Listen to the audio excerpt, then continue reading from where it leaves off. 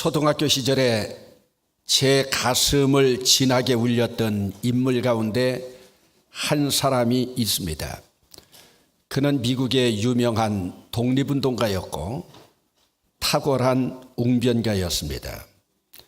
그의 연설 가운데 아직도 우리 귀에 쟁쟁한 그의 명연설 가운데 한 구절은 나에게 자유를 달라, 그렇지 않으면 죽음을 달라는 호소였습니다.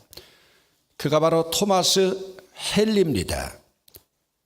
저는 미국 동부의 버지니아주를 여행할 기회가 있어서 저희 가족들과 함께 그 헨리의 생가를 방문했던 적이 있습니다. 어린 시절에 담고 있던 마음의 영웅을 만나는 감격, 지금도 잊을 수가 없었습니다.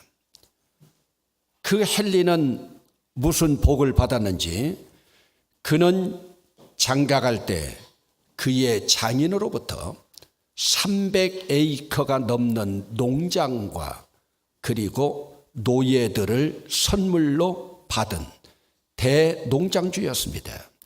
생활 수준으로 평가하면 대농장주이기 때문에 미국 신대륙에서도 상류층에 속하는 인물이었습니다. 그는 자기 농장에서도 자기보다 더 천한 노예들을 거느리고 있는, 그러면서 미국에서 상류층에 속하고 있으면서도 그 자유가 죽음과 바꿀 만한 그런 가치가 있었을까? 그는 자기의 목숨을 내놓고 자유를 외쳤습니다. 여러분, 진정 인간의 자유가 내 목숨보다 더 가치 있습니까? 여러분들은 지금도 그렇게 생각하고 있습니까? 물론 미국 이때는 영국 식민지 치하였습니다. 그저께 남북 평화를 위한 역사적인 정상회담이 열렸습니다. 평화를 향한 이 발걸음은 전 세계의 세기의 뉴스가 될 만한 현장이었습니다. 그런데 우리가 아직도 지향해야 될 길은 멀었습니다. 그저께 남북 정상회담이 평화와 자유를 향한 첫걸음이라면 아직도 우리가 넘어야 될 산, 여러분, 오늘 우리는 남한 사람으로서 북한의 핵폐기가 우리에게 평화를 가져다 준다고 하지만, 남한 사람으로는 그렇지만은 오늘 우리가 그리스도인으로 살아갈 때 우리만 평화롭다고 그것으로 만족할 것이냐? 여러분, 지금 북한에서는 자유 없이 살아가고 있는 민중들, 20만이 넘는 박해받고 있는 수용소의 민초들의 모습을 생각하면, 여러분, 오늘 예수 믿는 우리는 그들의 아픔에 귀 기울이면서 함께 동참해 나가야 됩니다. 여러분, 이미 남한으로 탈북한 탈북민이 3만 명을 넘어섰습니다. 탈북한 동포들이 죽음을 무릅쓰고 사선의 두만강을 건너 중국을 거쳐서 제3국 미얀마, 태국, 라오스와 같은 동남아를 거쳐서 그들이 여기까지 죽음을 무릅쓰고 오는 이유가 무엇입니까? 물론 굶주림에 대한 이유도 있지만 그것보다 더 큰 이유는 자유를 향한 몸부림입니다. 얼마나 자유가 그리우면 목숨까지 걸고 사선을 넘어 그들의 목숨을 담보할 수가 있겠습니까? 그러면 오늘 우리는 그들이 그렇게도 부러워하는 자유를 마음껏 누리면서 신앙생활하고 있으면서 오늘 우리는 얼만큼 감사하면서 이 행복을 여러분들은 주님 앞에 감사로 드리고 있습니까? 여러분, 오늘 본문의 그림은 천국 헌장을 헌법처럼 준수하고 살아가는, 산상수훈을 목숨처럼 생각하고 살아가고 있는 그리스도인들에게 이제 헌법 정신을 예증으로 보여주고 있습니다. 이 말씀은 예수님의 위대한 사상 두 가지가 있는데 그 사상 중간에 끼워 있는 그 말씀, 어찌 보면 오늘 말씀은 헌법 해설서입니다. 5장 1절에서 12절까지가 천국 헌장의 헌법이라고 하면 그 헌법을 해설해 놓은 해설서가 오늘 본문이에요. 그러면 여러분, 예수님의 위대한 사상 사이에 끼었다고 하는데, 그럼 예수님의 위대한 사상이 무엇이냐? 여러분, 오늘 본문 바로 위에 있는 20절 말씀을 여러분들이 주목해서 보시겠습니다.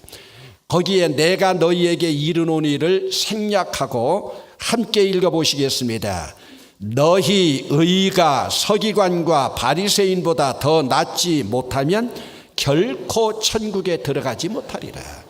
서기관과 바리새인의 의보다 더 크지 못하면 결코 천국에 들어갈 수 없고 천국에서 큰 자가 될 수 없음을 말씀하고 있습니다. 그러면 바리새인의 의를 뛰어넘는 삶이 무엇입니까?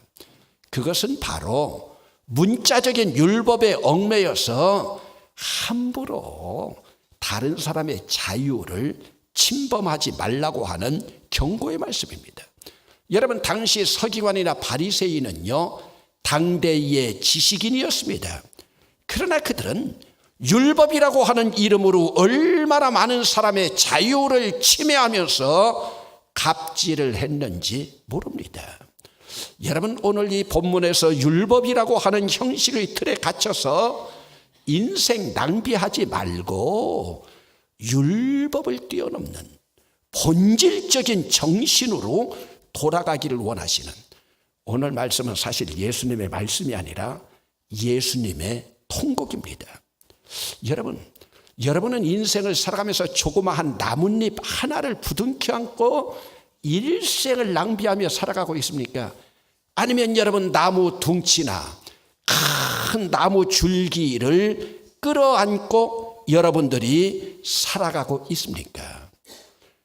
여러분, 주일날 교회 와서 예배를 드리면서도 어떤 사람은 예배에 집중하지 않고 주보를 보면서 철자 하나 틀린 것을 찾아내어서 부목사들에게 통지하는 사람이 있는가 하면, 어떤 사람은 예배에 집중하면서 오늘 어떤 말씀을 주실 것인가 기대하면서 경청하는 사람이 있습니다. 여러분, 하나님이 누구를 기뻐하시겠습니까? 그러면 여러분, 오늘 우리는 어떻게 율법을 뛰어넘는 삶을 살아갈 수가 있을까?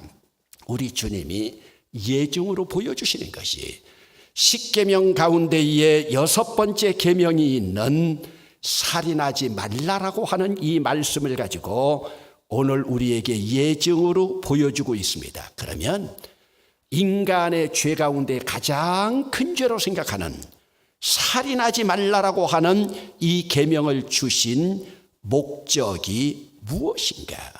이 계명을 주신 정신이 무엇인가? 여러분, 그것을 찾아봐야 됩니다.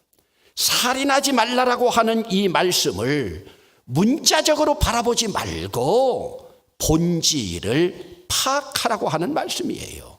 그러면 여러분, 이 계명을 주신 본질이 무엇입니까?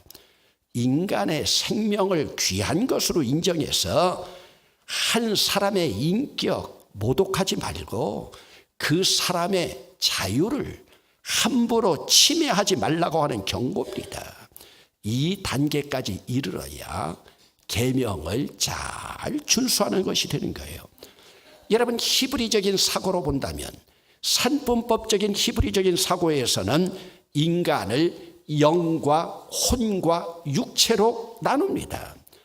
여러분, 누가복음에 보면 예수님도 성장하면서 키가 자라고 강하여지며 지혜가 충만하고 하나님의 은혜가 그 위에 임하더라. 그러면 여러분, 예수님이 키가 자라고 강하여지는 것이 바디, 우리의 육입니다. 지혜가 충만한 것이 마인드, 정신, 혼입니다. 그 위에 하나님의 은혜가 있더라. 이것이 스피릿, 영입니다. 그러면 우리 인간의 육이라고 하는 것 가장 아래 단계입니다. 영과 혼보다는 아래 등급입니다. 여러분, 그러기에 인간의 육을 죽이는 살인은 등급으로 볼 때 우리는 가장 큰 죄라고 생각하지만 아래 등급이라는 거예요. 인간의 육을 죽이는 것보다 그의 혼과 영을 죽이는 것이 더 큰 죄가 되는 것을 오늘 본문에서 예시하고 있습니다. 여러분, 현대에 와서 예전에 없던 질병들이 발견됩니다.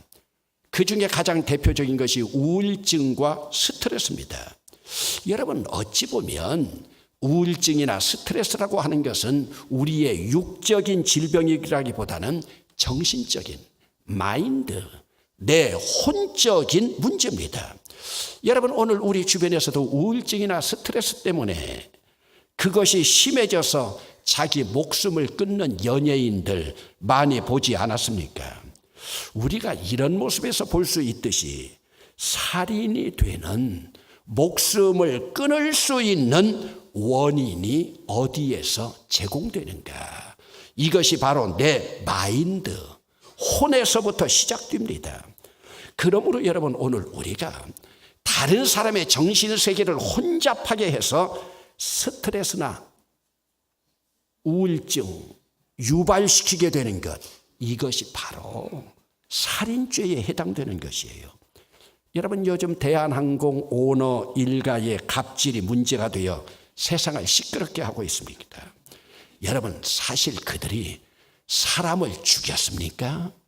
아니면 도둑질을 하다가 현행범으로 잡혔습니까? 그런데 요즘 문제가 되는 것은 그들의 입술로, 그들의 행동으로 인간의 인격을 무시하면서 가지지 못한 자들의 정신세계의 자유까지 빼앗고 있으니 이것이 바로 살인인 것을 주지시키고 있는 겁니다. 여러분, 미투 운동도 마찬가지입니다. 사람의 목숨을 끊어 죽이는 것 자체가 문제가 아니라 인간이 하나님으로부터 받은 천부 인권적인 생명을 경시하는 그 행동이 이미 살인인 것을 우리 주님이 가르쳐주고 있는 거예요. 그러면 여러분, 인간은 혼으로, 영으로 죽여서 육의 살인까지 이르는 이 살인의 출발점이 무엇인가? 여러분, 오늘 성경 본문에 분명히 말하고 있습니다. 육적 살인의 출발은 바로 분노하는 것입니다. 여러분, 다른 사람에게 화를 내는 것이, 다른 사람에게 분노하는 것이 살인의 출발입니다. 화를 낸다고 하는 것, 인간의 감정 표현입니다. 물론 의를 위해서, 불의 앞에서, 죄 앞에서 분노하고 화를 내야 합니다. 그러나 인간 누구도 사람 앞에서 화를 내고 노하는 것, 하나님 앞에서 살인죄에 해당됩니다. 여러분, 오늘 우리는 죄는 미워하고 어떤 팩트는 미워할 수 있지만 사람을 미워할 권리는 없습니다. 물론 인간이 화를 내지 않고 살아갈 수는 없습니다. 내가 아무리 잘해도 무의식 가운데 다른 사람의 인격이 모독될 수 있기 때문입니다. 여러분, 오늘 본문에서는 살인에 이르는 세 단계를 점층법으로 보여주고 있습니다. 5장 22절 말씀을 주목합니다. 나는 너희에게 이르노니 형제에게 노하는 자마다 심판을 받게 되고 형제를 대하여 라가라 하는 자는 공회에 잡혀가게 되고 미련한 놈이라 하는 자는 지옥불에 들어가게 되리라. 여러분, 그러므로 살인에 해당하는 행위는 노하는 것, 욕하는 것, 무시하는 것 세 단계입니다. 라가라는 말은 히브리의 욕인데 세번역 성경에는 뭐라고 기록되어 있느냐? 얼간이라고 하는 말로 번역되어 있습니다. 그리고 상대방을 미련하게 보는 것은 그의 인격을 무시하는 단계입니다. 그리고서 여기서 말하는 심판에 이르고 공회에 넘겨지고 지옥불에 들어가게 한다는 3단계는 유대인들이 갖고 있는 전통적인 정신세계의 의식으로 볼 때 분노하는 자는 재판정으로, 욕을 하는 자는 사내들인 공회로, 우리로 말하면 국회로, 그리고 상대의 인격을 무시하는 사람은 이미 살인한 자이기 때문에 흰놈이라고 불리우는 시체들이 들끓고 있는 아골 골짜기로 향하는 심판의 세 단계를 보여주고 있습니다. 여러분, 이것은 실제로 그들의 재판 현장을 말하는 것이 아니고 비유로 보여주고 있습니다. 오늘 우리 현실의 비유로 보면 3심 재판 제도인 지방법원, 고등법원, 대법원까지 판결로 비유됩니다. 그러기에 여러분, 죽음의 흰놈 골짜기나 대법원까지 상고하는 살인죄의 출발이 무엇인가? 사람 앞에서 화를 내고 사람 앞에서 노여움을 드러내는 일입니다. 그러기에 하나님 앞에서 최고의 죄라고 하는 살인죄, 바로 무엇인 줄 압니까? 우리의 분노를 조절하지 못하는 데서부터 출발합니다. 여러분, 좀 두렵지 않습니까? 저는 두렵고 떨리는데 여러분 눈은 무서운 모습이 하나도 없어요. 여러분, 요즘 심리학에서 장애인을 구별하는데요, 분노 조절 장애자라고 합니다. 분노 조절 못하는 것이요, 장애자예요. 육신은 온전한데 분노를 조절하지 못한다. 여러분, 갈라디아서에 나오고 있는 성령의 열매는 모두가 분노 조절의 문제입니다. 하나님의 영이 충만하면 내 분노 조절합니다. 분노가 조절되면요, 사랑, 희락, 화평, 오래 참음, 자비, 양성, 충성, 온유, 절제, 모두가 분노 조절 모습이에요. 그리고 우리 하나님은 인간을 창조하시고 분명하게 분노 조절을 말씀하셨습니다. 인간 창조하시고 에덴 동산 만들어 놓고 아담이 분노할 것 같으니까 너는 에덴 동산에서 선악을 알게 하는 나무의 열매 먹지 말고 생명나무 열매 먹으라고 말씀하고 있었습니다. 그러면 여러분, 인간이 어떻게 화를 내지 않고 분노하지 않고 욕을 하지 않고 살아갈 수 있을까요? 또 그렇게 살아갈 수 없습니다. 그래서 우리 주님은 그 해결점을 분명하게 보여주고 있습니다. 그러기에 형제들에게 원망 들을 만한 일이 있거든 예물을 제단 앞에 두고 먼저 가서 형제와 화목하고 그 후에 와서 예물을 드리라. 이 말씀은 네가 능동적으로 형제에게 원망들을 짓을 하지 않았어도 네 말을 듣고 형제가 내색은 하지 않지만은 원망할 것 같다는 생각이 들면 먼저 형제에게 가서 화목하고 하나님 앞에 예물 드리라고 하는 말씀입니다. 그러기에 예배보다 하나님 앞에 드리는 예물보다 더 중요한 것이 형제와 화목하는 거예요. 여기 형제는 여러분들의 육신의 형제만 아닙니다. 여러분 자녀, 여러분 부부, 여러분 교회 공동체 마찬가지입니다. 여러분, 우리가 예배하는 목적이 무엇입니까? 하나님 사랑입니다. 그러면 하나님 사랑의 근본 정신이 무엇이에요? 네 이웃을 사랑하는 거예요. 원망하는 형제가 받아주든 받아주지 않건 주님께서 말씀하셨기 때문에 상관이 없습니다. 여러분은 주님의 말씀대로 가서 순종하기만 하면 됩니다. 여러분, 오늘 우리 주님은 예수 믿는 사람들이요, 신앙생활을 하면서 대인관계를 원만하게 잘하기를 원합니다. 그러므로 여러분들이 예수 믿는다고 하면서 사람과의 관계가 좋지 않다, 예수 잘 믿는 게 아닙니다. 인간은 누구도 독불장군으로 살아갈 수가 없습니다.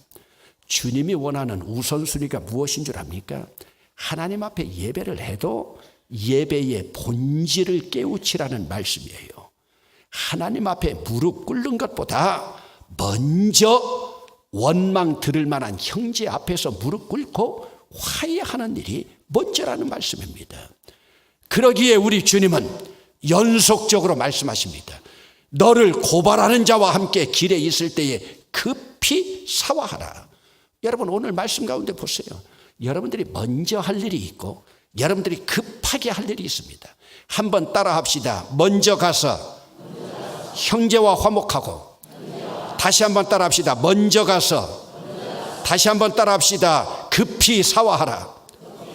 여러분, 먼저 할 일이 무엇이고 급하게 할 일이 무엇인가 오늘 본문에 분명히 나타나 있잖아요. 급하게 할 일은 화목하고 사화하는 일이에요. 사화한다는 건 뭐예요? 사과해서 화평을 유지하라는 말씀이죠. 여러분, 오늘 이 시대는요, 이런 지도자가 필요할 때입니다. 또 우리 교회 항존직도 이런 사람이어야 됩니다. 여러분, 화 잘 내는 사람이요 절대 뽑지 마세요. 여러분, 화를 내지 않을 수 있습니다. 욕을 하지 않을 수 없습니다. 그러나 화해할 줄 아는 지도자, 사화할 줄 아는 지도자, 이런 지도자가 필요할 때예요. 오늘 우리도 바로 이런 지도자가 되어야 됩니다. 지도자가 아니어도 이런 그리스도인이 되어야 합니다. 이때 주님의 뜻이 이루어집니다. 주님의 의가 이루어집니다. 그러면 주님의 뜻은 무엇인가? 오늘 5장 48절입니다. 다 찾으세요. 한 목소리로 읽을 겁니다. 한 목소리로 읽겠습니다. 그러므로 하늘에 계신 너희 아버지의 온전하심과 같이 너희도 온전하라. 여러분이 서기관과 바리새인의 의보다 나으면 하나님의 뜻이 온전히 이루어지고 오늘 우리도 아버지의 온전하심으로 나갈 수 있는데 온전하심으로 나가겠습니까? 아니, 아직도 나뭇잎 하나 부여잡고 율법 속에서 헤매고 계시겠습니까?